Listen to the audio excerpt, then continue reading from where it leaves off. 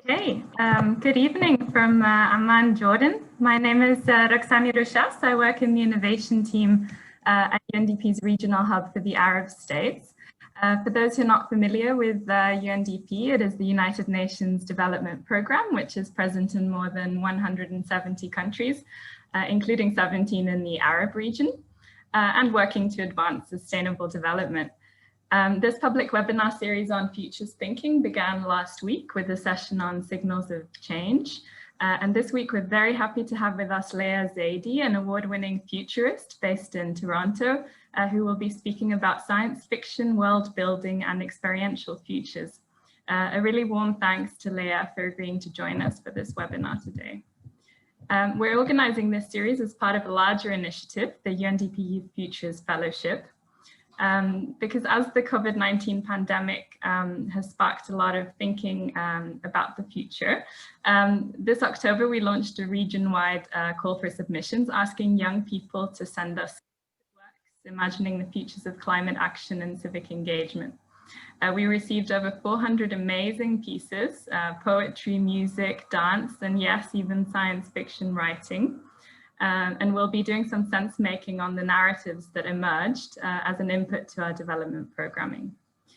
We also selected 32 young people from 15 countries in the region to participate in a 7-week fellowship program that is supporting them to develop action plans for participatory futures engagements in their own communities.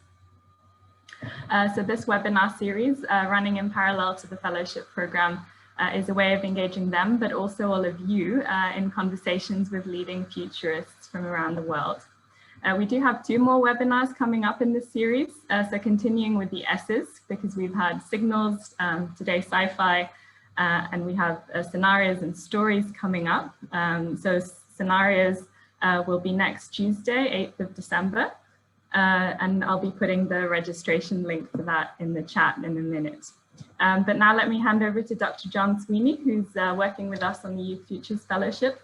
John is an award-winning author, designer, and futurist. Among others, he serves as the Foresight advisor for Interpol and is also senior research fellow and visiting professor at Westminster International in Tashkent, Uzbekistan. John will be our moderator today, so I'll hand over to him.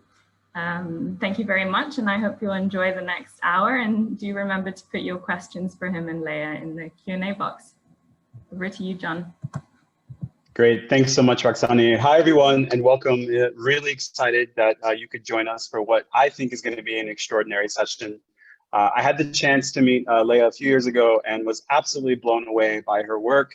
She is an award-winning futurist. She works with amazing people all over the world. To give you a little bit of a sense of what she's been doing recently, she's a senior associate at the Future Today Institute. She's an associate editor at World Futures Review. She's the founder of Multiverse Design and has produced, I think, some of the most extraordinary scenario work in recent memory by bringing together science fiction, by looking at world building, this process of how do we bring life to these stories. And then, of course, doing amazing work and blending scenarios in sci-fi. And if you notice, just I think over her shoulder is the Millennium Falcon. So you know that means we're in for a pretty amazing session. So I'm going to stop talking. Leah, I'm going to hand it over to you, and then we'll hopefully have lots of time for questions after. And I'm going to try to bring together some of the, I'm sure, tons of questions that we're going to have. So I can't thank you enough for joining us, Leah. And yeah, hand it over to you. Thank you for joining me. I'm very excited to be here, and I'm excited to talk about this subject with all of you. Anytime that I get a chance to talk about science fiction is always fun for me. So this is always kind of like playing around, but there's lots of value to be gotten out of this subject as well. So I'm going to take you through some material. Feel free to ask questions along the way. We'll do our best to cover them and when we get to the Q&A portion. But come along for the ride and we'll see. It's meant to be a little bit of fun, so you can bring in some play into this aspect. So we're going to talk about science fiction and world building and a little bit about experiential futures today. And the first thing I want to talk about is 1001 Nights. So we tend to think about science fiction as a construct that comes out of the West, when really science fiction has had a long history in the East. So we tend to call the works that were done before H.G. Wells proto-science fiction. I don't think that distinction is really necessary, but texts like 1001 Nights had elements of science fiction and fantasy in it. It talked about a galactic journey. It talked about automatons and robots. One of the earliest mentions of our robots is actually from Chinese text and not from the West. So this idea that science fiction belongs to the West, I think, is a false one. And I think there's roots here that we can go back to and discover, that we can draw new stories from as we go forward. So when we talk about science fiction, what are we actually talking about? So science fiction is part of a set of many, many genres that are speculative. So speculative genres are genres that ask what if questions about the world. What if the world was different in these interesting, unique ways that we haven't necessarily explored? So for science fiction, that is looking particularly at science and looking in the future. So what if the world was different in the future? So the reason why some of the genres matter and why we want to think about them is brought up in the context of COVID in a very interesting way, because everyone looked at the science fiction genres and looked at the pandemic stories and went, well, why doesn't this describe reality? And it's because partly we mix up genres. So a lot of pandemic and plague stories are actually not science fiction. A lot of them are horror.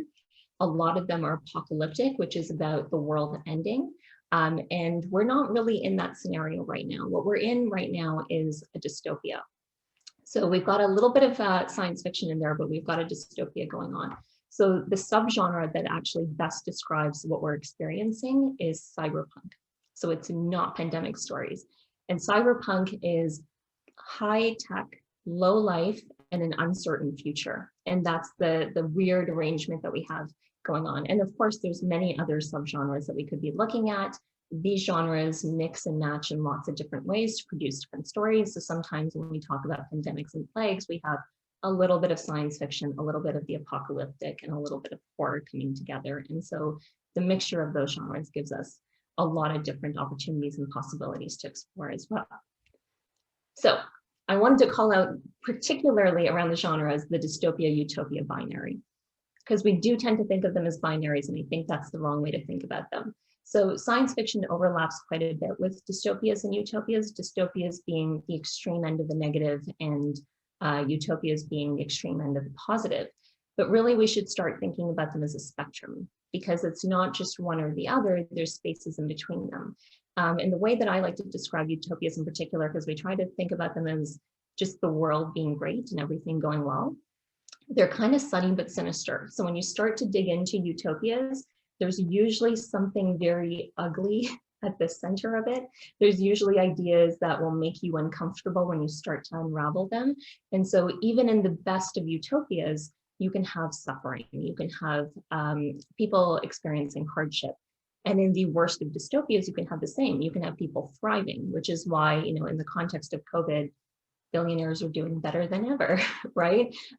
Because while the system is breaking down for so many people, there's still people who benefit from within it. So to think about it as a spectrum that contains elements on both sides. So dystopia is having a little bit of utopia in it for some people, and utopia is having a little bit of dystopia in them for others, is an important thing to start thinking about, rather than as a binary, that really we're existing on a spectrum here. And science fiction overall is fiction that follows science. That's the most fundamental, basic definition that you can really get down to, that we can probably all agree on, but even this could be up for contention, especially when we start to talk about stories about the future. Is it really based in science and technology, or is it based in socioeconomic realities? And I would argue that it is based in both those things.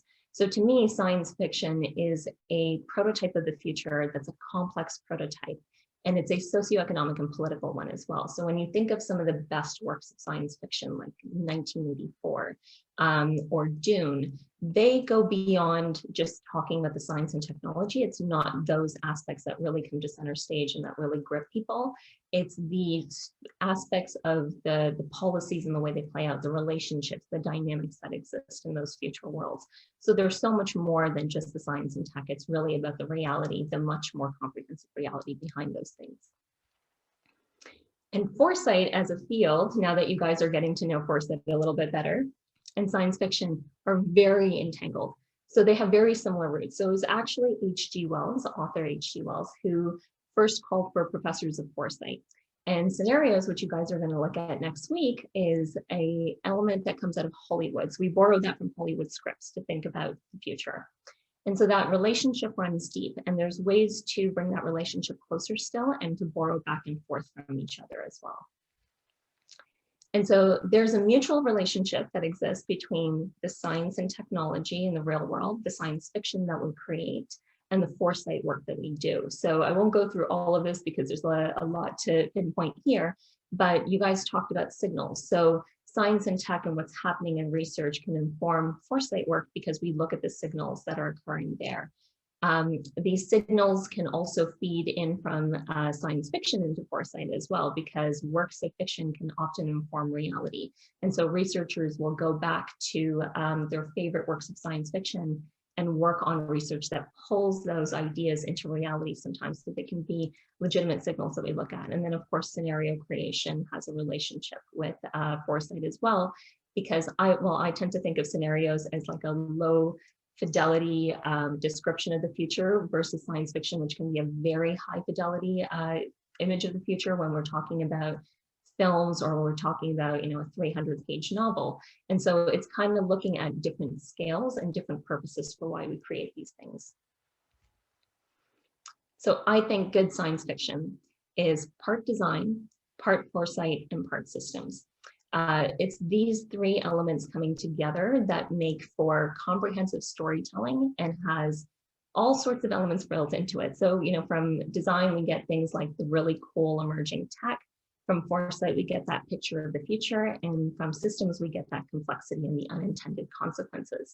And why I kind of love science fiction as an exploration in terms of research is because I think we've gone through this wave of design thinking in the past while. Over the past few years, we're very comfortable with it now, we understand it. And then we got into this wave of futures thinking that is just being catalyzed by the COVID crisis. With the future feeling so uncertain, we're clinging more to the methods that help us understand the future better.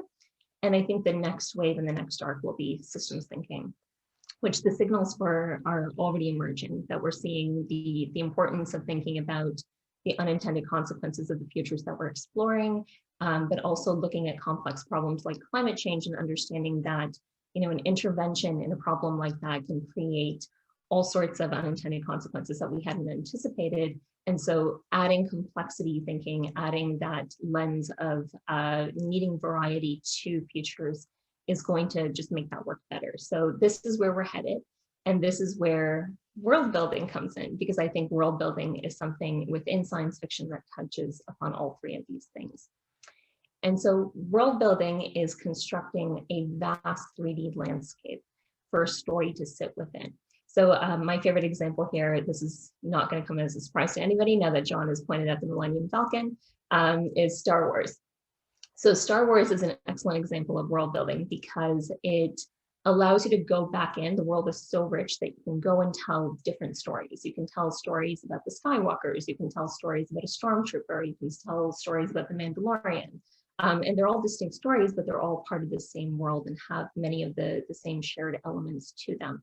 And so think about world building as the container that holds the story. And there's a relationship that exists between story and world. It goes back and forth. And so world provides context, it provides boundaries, it sets rules, and it sets up what's possible, essentially. And then story feeds back into world because characters, of course, shape the systems that they're a part of. You get plot lines, you have an emotional and texture that's added to bring the world to life. And you get to see interactions and conflict within it as well. And so these two things play within each other.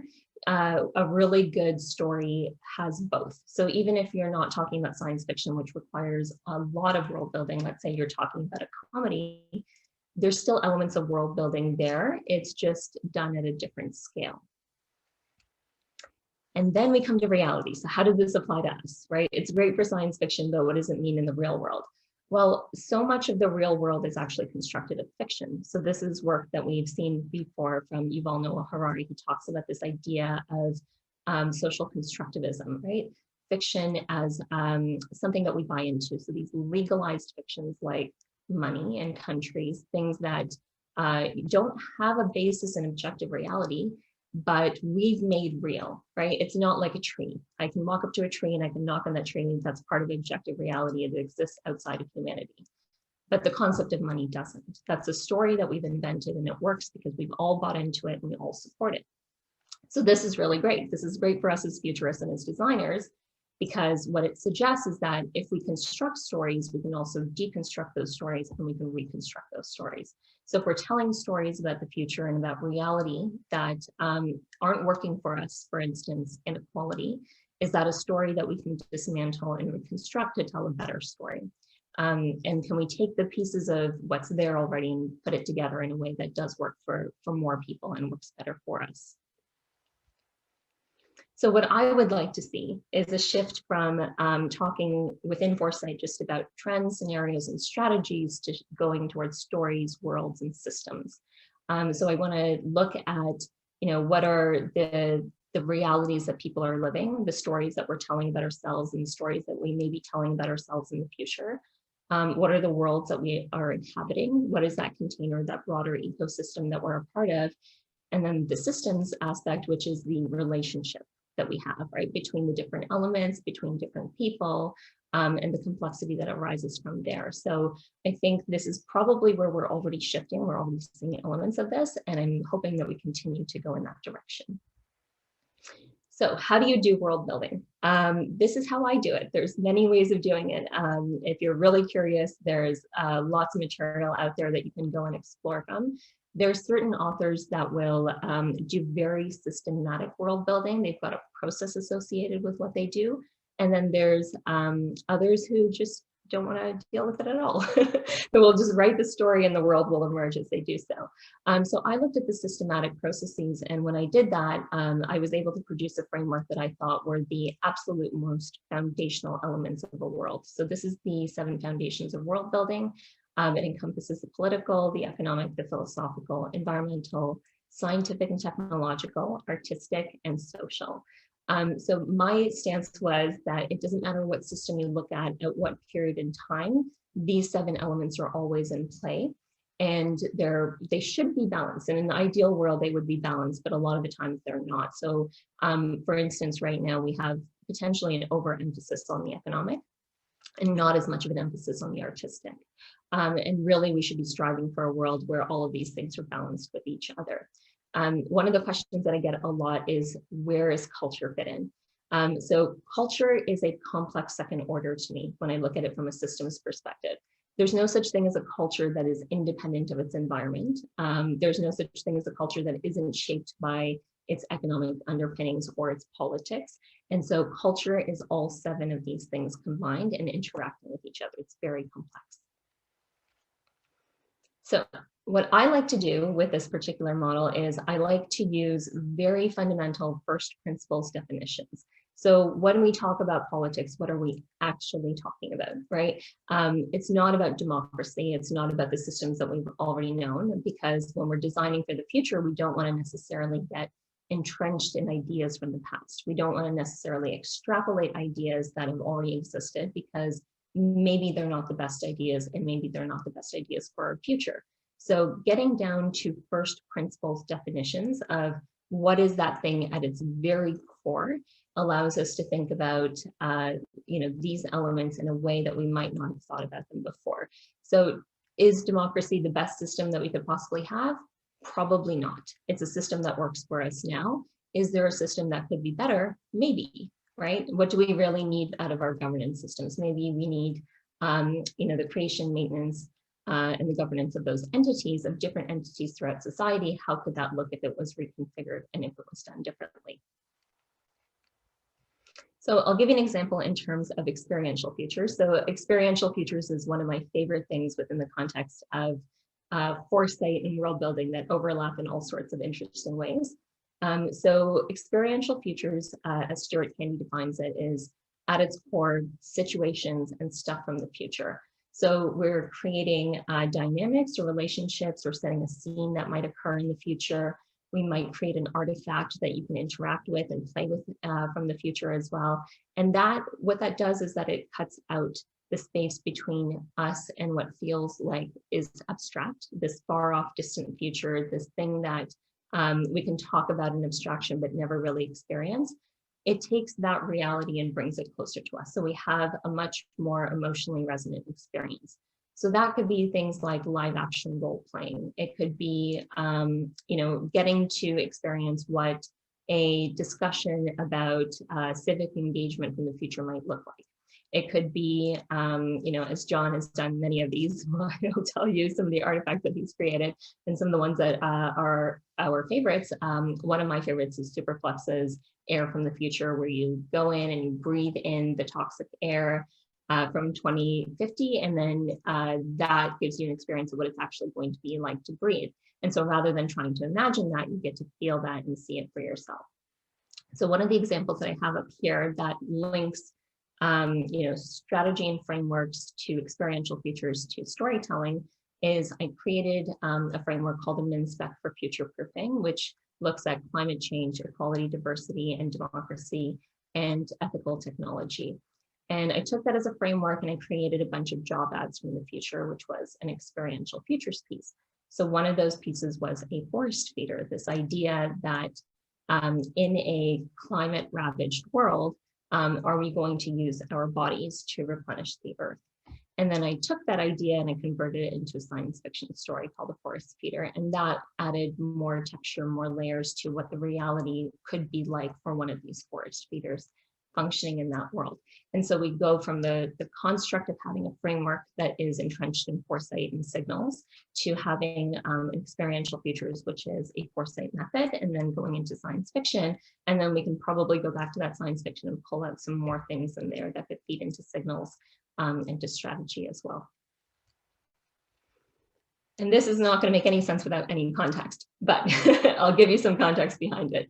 So another one of the things that you can do when you do very comprehensive world building in your scenarios and use that to do strategy work is that you can pull out more than one idea from it, right? So you can revisit those worlds again and again, the same way that you would with a story, and the same way that Star Wars has in the past. Go back to that world and come up with new ideas. So I have two different experiential features that are up on YouTube right now. One of them deals with how our relationships might be impacted by technology coming into the home. And the other one deals with the criminal justice system and how narratives might be used as a therapy in the future. And so if you go watch those two pieces separately, they look very different, they have a different feel to them. And what I don't reveal when you actually go watch the videos is that they're from the same world. They're just on different timelines. They happen in different places throughout time, and there's a connecting thread there. So that same world can inform more than one piece of work that you're doing if it's comprehensive enough. And so I have two different models that I extracted from the original model as well. We do something called backcasting in Foresight work. And I'm going to talk to you a little bit more about that later as well. But backcasting is this idea of let's start with the future and work our way backwards to the present and think about how we're going to enable that future and bring it about. So what are resources that we might need? What are some things that might come up along the way that we have to address? What are some challenges we might experience? And so this is a version of the model that goes out into that preferred state of the future that we want, and then asks you to think about what are the transitioning steps in between. So if we're looking at 20 years out and we're talking about climate fiction and we're talking about the worlds that we might want to explore there, or we're looking at climate strategy, what is that preferred state in 20 years? And then what does it look like in 10 years? And maybe what does it look like in 5 years? What are the realities that we have to bring about to connect to that future state, to the current state that we're existing in? And then there's a different way of using it, which is nesting yourself as an individual amongst the bigger systems and bigger constructs that we're all a part of. And so the world is a very complex place. It exists on various levels, and you as an individual are shaping that world with your actions, but that world is also shaping you at different time scales too. So the decisions and the things that we create at the societal level, for instance, can impact us for years to come and change our reality. But the decisions that we take into account now and the things that we act upon now can also shape those systems in the future as well. So thinking about different timescales can be an interesting exercise to do, especially when we're dealing with some of these more complex problems. So I like to say that the imagining of the future part is the easy part. It's the fun part, but really changing the present is the difficult part. It's the journey that we're taking towards those futures that can be really challenging. And so it's easier for us to imagine, a world that is fully sustainable than it is for us to realize that world and to bring it about. And so the real work in Foresight and the real work when we're talking about integrating concepts like world building is not about those fun, crazy futures necessarily. It's about what do we do today? What do we do today? How do we carve that path out to that future so that we're actually going into those worlds and not, just imagining them and leaving them there in our imaginations. And so one of the things I like to emphasize is the importance of creating those pathways. And part of creating that pathway is, we want to think about all the great things that we want to create in the world. But in order to create space for the new things, we also have to destroy old things. So what is it in the present that we need to get rid of in order to create space for the futures that we want? What are the elements of stability that we have to preserve, that have to carry forward in order to have continuity and to have stability within the systems? And how do those relate to each other? Like, what's the trade-offs that exist between those things? So as you're, designing for the future, start thinking about what isn't working as well, right? And in addition to the things that you want, what do you think needs to go?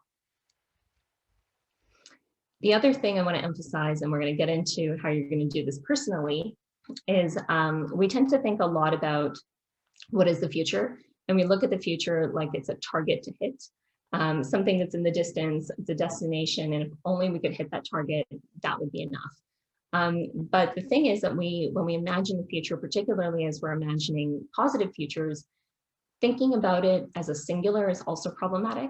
So you'll learn next week when you go into scenarios that we do multiple scenarios when we create Foresight work. So we look at diverging sets of futures, and they have different themes and different archetypes associated with them.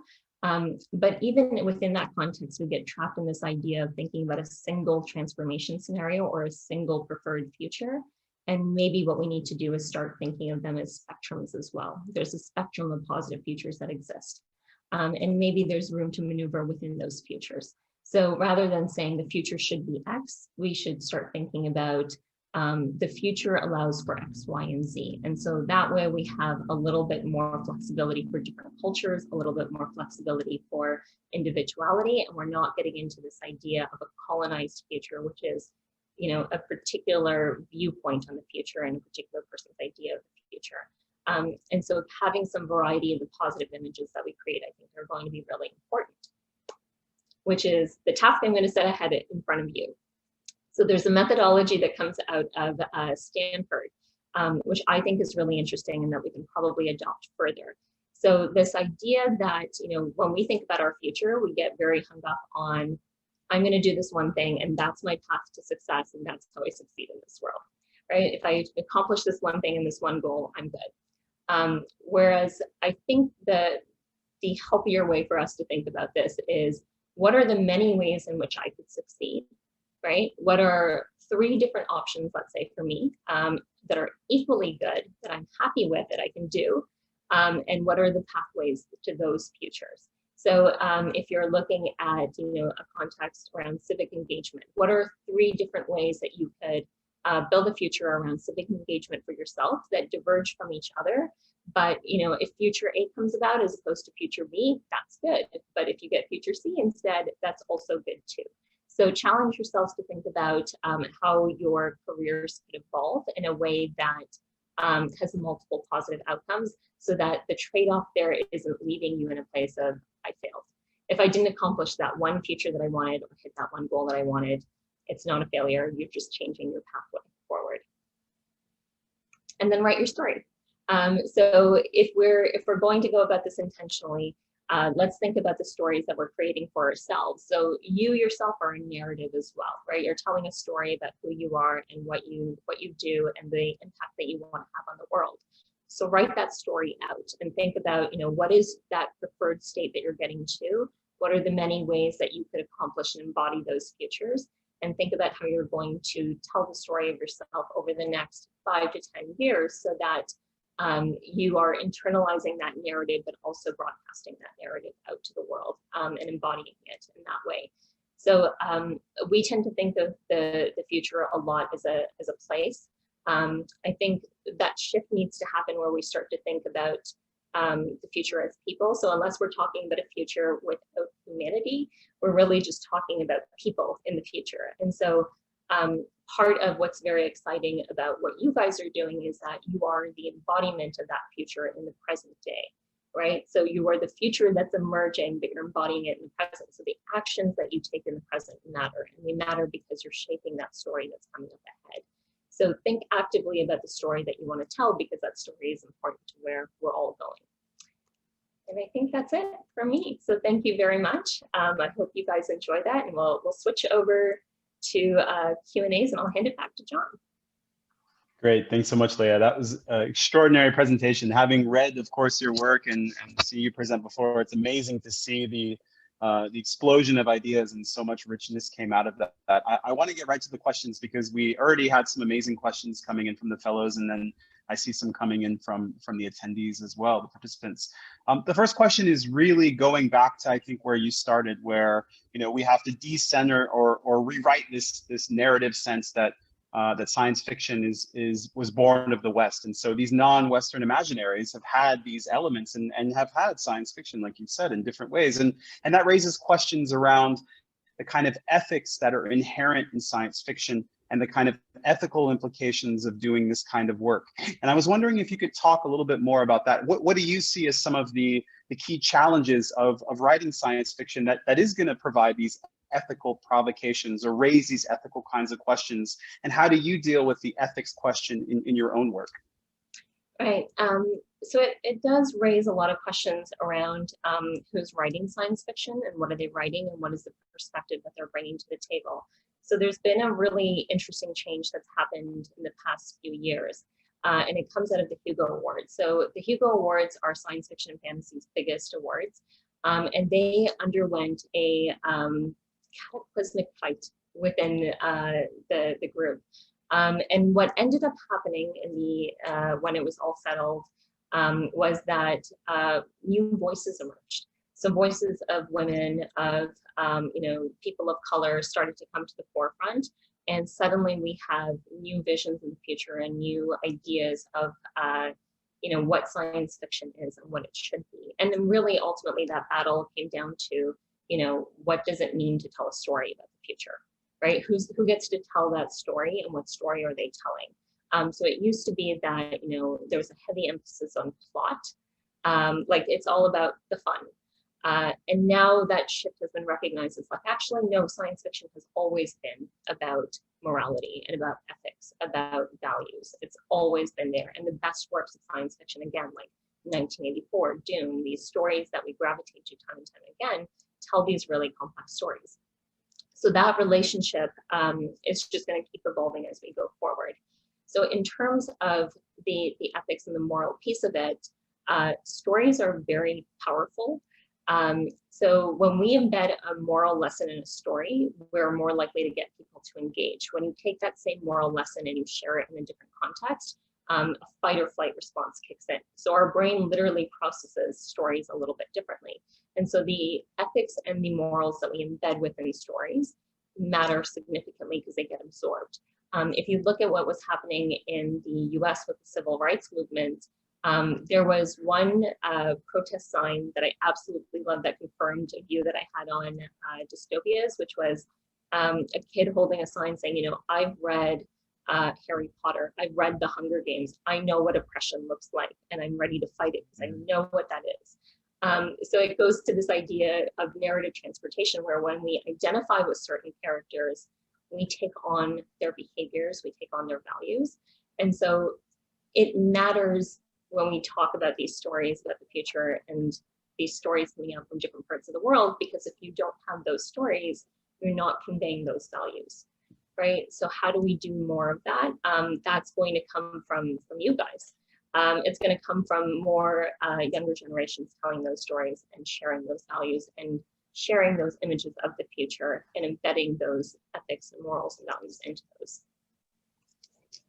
Yeah, thanks, Leah. I think you raised that important point. It is about having the space and allowing people to feel empowered to be able to, share that, right? And that's something that is really critical. And I think we're seeing that movement, of course, like you mentioned, in science fiction, but also within the broader future space now. We're seeing a real reckoning coming to bear with the history of the futures work that's been done academically, and also questions around who's doing this work, and how do we find better ways of making sure that it is a diverse and inclusive space. And that also relates to this broader question that has come up in the chat around desirable outcomes.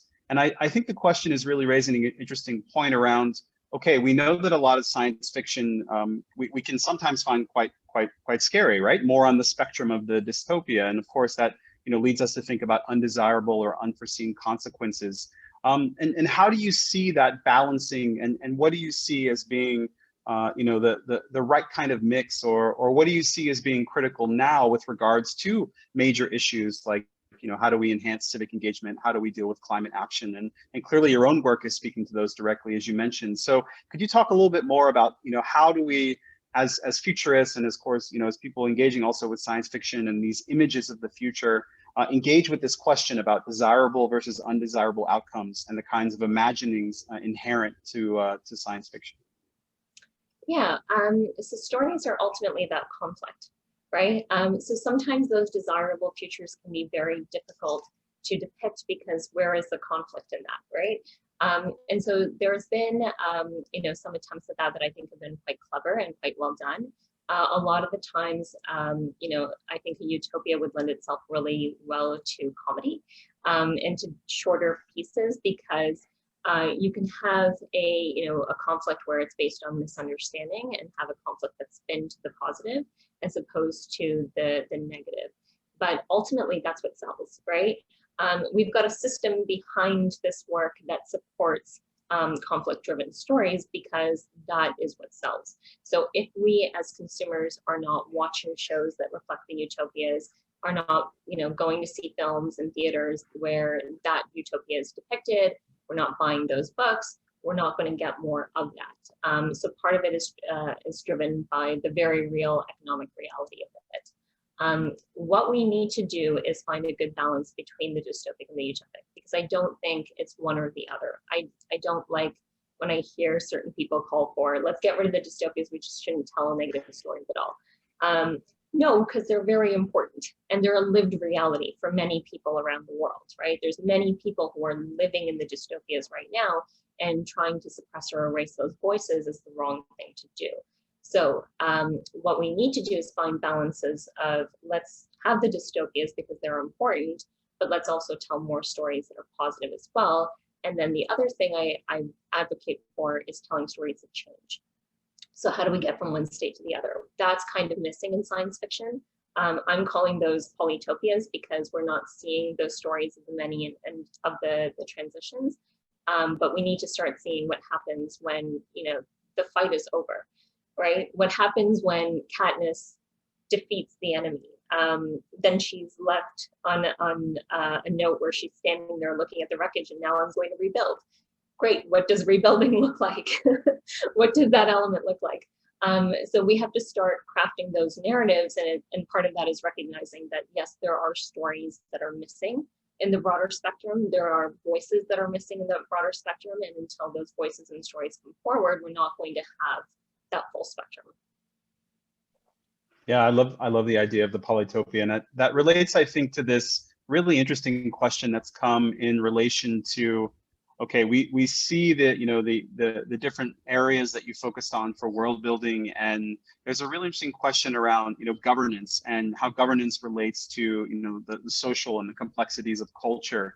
And so there's also this interesting question around kind of the artistic element and how that really has a lot of significance, and how that seems to kind of underlie. So I was wondering if you could talk about maybe some of the aspects of the creativity or some of those broader artistic elements, because definitely that seems to be what pulls us in, right? The richness and the texture of those worlds, the kind of details or what kind of get us in. And that also relates to what you were saying a bit with experiential futures. So could you say more about where you think the the presencing or the importance of the artistic and the detail really comes into play with regards to kind of, you know, the social aspect of world building?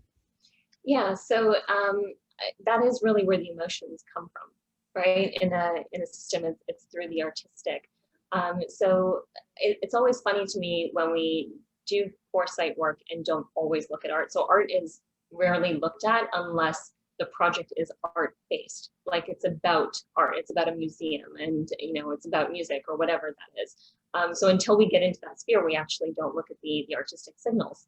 But so much of science and technology comes out of the arts, right? So if you've got researchers all around the world who are inspired by works of science fiction like Star Wars and Star Trek and are trying to take those ideas from these works of fiction and make them reality, that signal actually emerged in the artistic sphere. It didn't emerge in science and tech. And so letting go of that means that we're not paying attention to something really critical. And it's now the case where that is melding with policy as well and governance, as you had mentioned, John. So science fiction is getting used more and more in state crafting, and it's getting used in more interesting ways that go beyond the science and tech applications. So Russia, for instance, has prototyped nonlinear wars using science fiction and dystopic stories. China is now going to invest heavily in science fiction because they see it as an opportunity to shape their image on the global stage in a very positive way because of the success that they've had recently with science fiction stories. So there's this blending that's now coming in there. There's that relationship that exists between art and the rest of the system that can be leveraged in different ways that we're just not doing it. And storytelling is a big part of that, right? That's where our stories sit. So even if you think about COVID, think about all the stories that have emerged around COVID. The stories have shaped the reality of the situation as much as the actual virus itself. And so that narrative is going to continue playing out for years to come. And it's going to affect things for years to come as well. And that'll be a story that we tell, that we base decisions on, that we take action upon. And how we tell that story is going to also determine what those things are. So we have to be really careful about it. There's a very significant aspect to the arts that we just missed that we have to start thinking about more. Yeah, no, definitely. And I'm glad that you're bringing that attentiveness, because that seems really quite critical. So I'm gonna pipe in with what I think is a relatively easy question, and then we're gonna go back to some of the more complex questions. So given that emphasis, given that a lot of futurists, again, are very strong consumers of this, what's your favorite? What's the science fiction that really spoke to you when you were getting into the field, and that even when you were younger, and even now? Like what are the kind of imaginaries and the kind of science fiction stories that still really stick with you? Funny enough, the second you asked that, Hitchhiker's Guide to the Galaxy came to mind, which is like, we often dismiss it as one of the funnier, lighter pieces, but really it's actually quite philosophically heavy. One of my favorite things that I've gotten out of Hitchhiker's Guide is this idea that question and answer are inherently tied to each other, that knowledge of one implies knowledge of the other. And so if I ask you how you're doing today, John, there's a certain number of answers that lock into place. You're not going to answer purple elephant to how are you, right? So asking a certain question means that you're going to get certain answers. And when we do design work and we do foresight work, that becomes really critical, because the question and the framing that we have up front then shapes the work that we actually do, and then the strategies that we get out of it and the scenarios that we explore. And so that question and answer relationship becomes really important.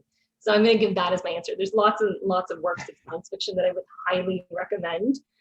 Everything from Ursula K. Le Guin and Kay Jemison's work, Broken Earth trilogy, I think is really important.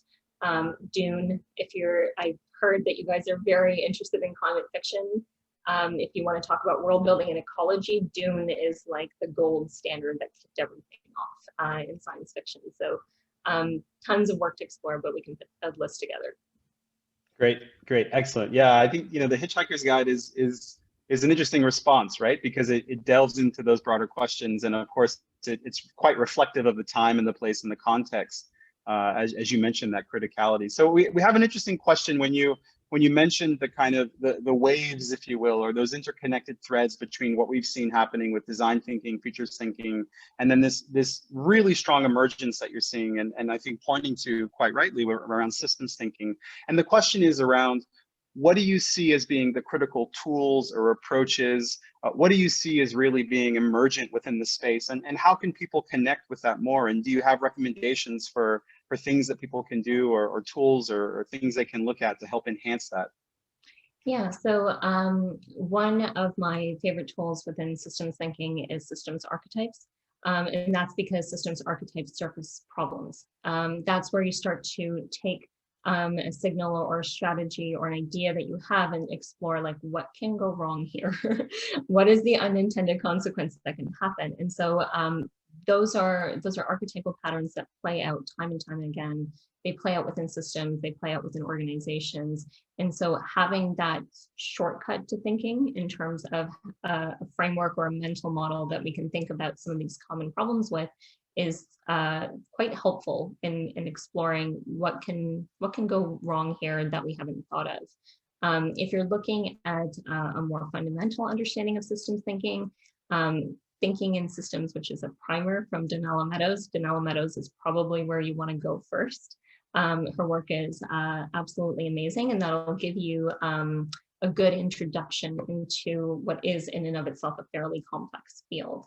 So getting some of those basic understandings in place, like how causal loop diagrams work, how relationships between different parts can play out, whether they're positive, whether they're negative, how they impact each other, is really fundamental to systems thinking, and that's probably a good place to start.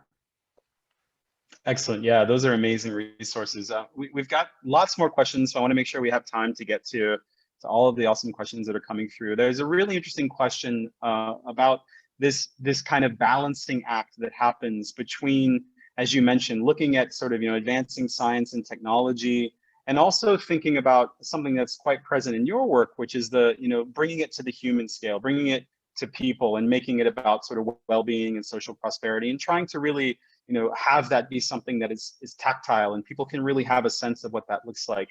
So could you say a bit more about how do you in your own work bring that balance? How do you bring that kind of those kinds of stories to life, and what do you see as maybe some tips and some tricks that that the fellows and others might be able to use to really try to find that sweet spot of imagining the tech, which is quite difficult now in many ways, for good, and having people realize that they are confronting the challenges, and we are living in along that spectrum of utopia dystopia, but trying to think about, as a practitioner, as a creator, as an author, how do you really kind of bring that balance to life?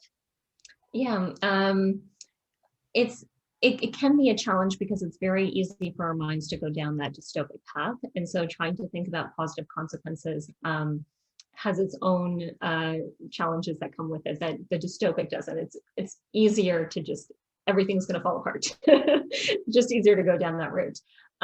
So finding that balance, like some of the ways that I go about doing that is making sure that the frameworks and the processes that I'm using are structured in such a way that it demands that balance.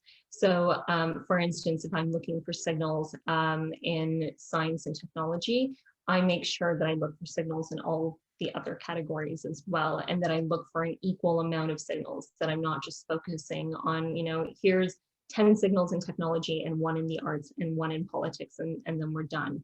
But usually there's a lot more to look at there. And then thinking about how that one particular thing could then itself become the center of the system and then impact other things around it. So if it's something that is interesting enough or complex enough, I'll actually build an entirely different world around that particular idea, because then you start to explore all the other ways that can interconnect throughout society. So a lot of the times, with the technology that we create, we don't think of all the weird ways that people are going to use them. And that's where world building becomes really useful. And that's where storytelling becomes really useful, because if there's a weird political use for a certain technology that we've invented, somebody's going to figure that out and somebody's going to use it. So can we anticipate what some of those are ahead of time? And can we tell stories around them? So I will sometimes take scenarios, again, which you guys are going to learn all about next week, and then I will create microfiction out of that. And the point of creating microfiction isn't to get to a day in life narrative where it's just like step by step, here's what happens. It's to find that weird moment of conflict or tension that exists with that particular idea or with that particular concept, and exploring how it could go in different emotional tones.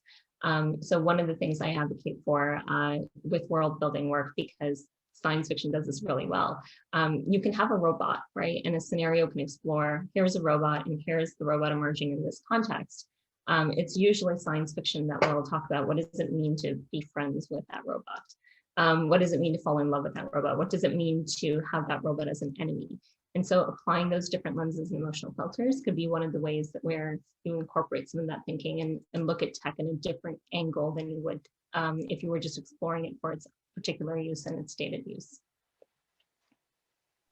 Yeah, I think that's a great segue into the next question, which is using some fantastic language. So there's a question around, we become really attached to certain constructed realities. In fact, we revere them, and they're sacrosanct. And of course, in Foresight and Futures, we talk about this idea of the extended present, right? It's really difficult to imagine those alternative worlds and those different spaces. So, and I love this word. The question is, how can futurist thinking help disentangle that attachment and really focus on the space of change? And so I was wondering if you could just talk maybe about some of the examples from your own work or some of the really good examples that you've seen of futurist thinking helping to aid in that as a process. Yeah, it is very, very difficult. And it's one of those things that, I fall prey to all the time, right? Of course we all do, because it's a natural way of thinking for us to think about how we are and to extend that out. So I try to challenge myself by looking at sources that I don't think I would normally look at. So I try to broaden my research base, and that means exploring alternative views that I might not necessarily agree with. It means looking for signals in strange things.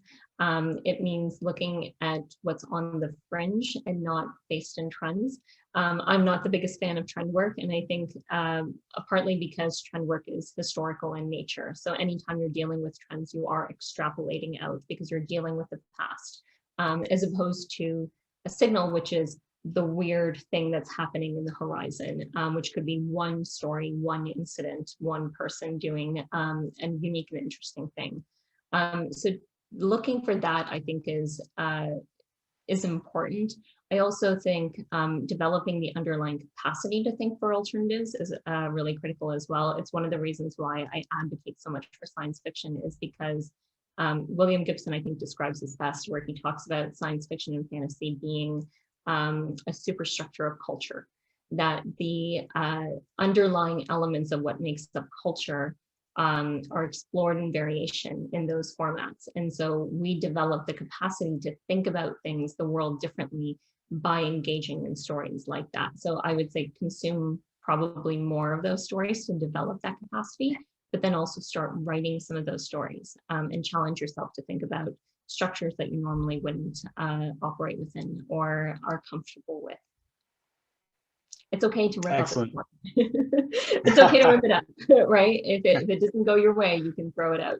So having that sort of safe space to play and explore can be really good for your thinking.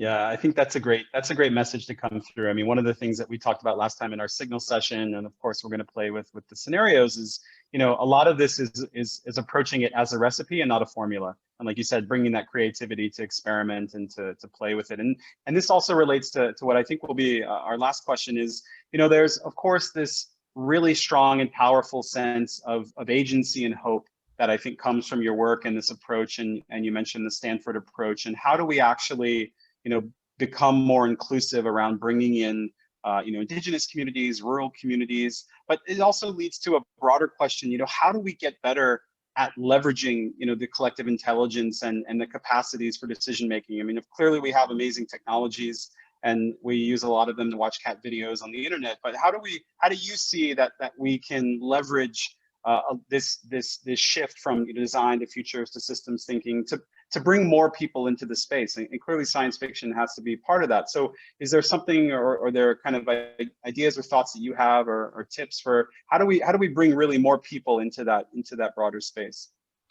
Yeah, so I mean, there is that element of actively seeking out different types of stories, because those stories are being told, that work is being done, these discussions are being had, we're just not engaging in them in a language where we're paying attention to what other people are saying, or we're enforcing our languages upon other people. And I don't mean language in terms of like English, I mean futures literacy and that sort of thing. So we talk a lot about like futures literacy, but we talk about it from the perspective of foresight. People are already talking about the future in many different ways. They're just doing it in a different way, in a different language, in a different approach. So finding some of those bridges, I think, is really important, of being able to hold back our, here's what we think foresight should be, and accepting that other cultures and other places have different ways of thinking about it that we can incorporate as well. The other thing I'd like to sort of emphasize is that, transformation is really hard. It's really hard work. It's not just a matter of we're going to create a scenario and that scenario is going to fix everything. Because if we just had that image of the future, that's all we really needed. The real work is done in that change. And so the active engagement, the reaching out part has to be a lot more robust. And so I think part of that is rethinking what allyship means. And a lot of the times we think allyship means, we're going to speak out on behalf of people. But I think more of what needs to happen is clearing spaces for different people to speak, and being okay with the fact that they might say something different than we thought that they would, or might disagree with us. And so dialogue is really important. Conversation is really important, and creating space for those voices to merge is something that we need to be more active on, that we haven't been as active as we could be on. Yeah, I certainly really resonate with that. And part of the journey that we're on, and part of the fellows journey, is to, of course, we're started with signals, there's scenarios. We're gonna then take a bit of a turn into participatory futures and try to understand how do we get better at designing more inclusive, more imaginative, more impactful participatory futures processes, precisely so we can do what you're saying, so we can bring more people in and have those opportunities. So I think we could continue talking about this all day long, and I certainly have 1,000,001 questions about the Millennium Falcon behind you, but I think I have to stop and say thank you so much. It has been extraordinary to listen to your work and to hear it and to see it grow over the years, and it's really quite extraordinary. So we're absolutely going to share some resources with the fellows, and we appreciate everything. We can't thank you enough. We had lots of amazing questions come in. I know we didn't get to all of them, but please, if you have your questions, please send them in. We'll try to find a way to get those answered. And just, I want to say thank you so much, Leah, for taking the time, for sharing your amazing work with us. And really appreciate it. Thank you, and good luck. You guys are the future. I'm sure you've heard that many, many times, but really the future is embodied in certain people. So think about how you're going to show up in the world, because what you do now matters. It's critical. Great. Thanks so much, Leah. Thanks, everyone. We will post the recording, so you'll have access to that. Please join us next week. We're going to have a specific session on scenarios. We'll also post some information about Leah's work, and we'll post some information where you can find her online. And you should definitely follow her online and Twitter about all the awesome stuff that she's doing. So thank you so much, everyone, for joining, and we'll see you in the future. Thanks, everyone. Bye.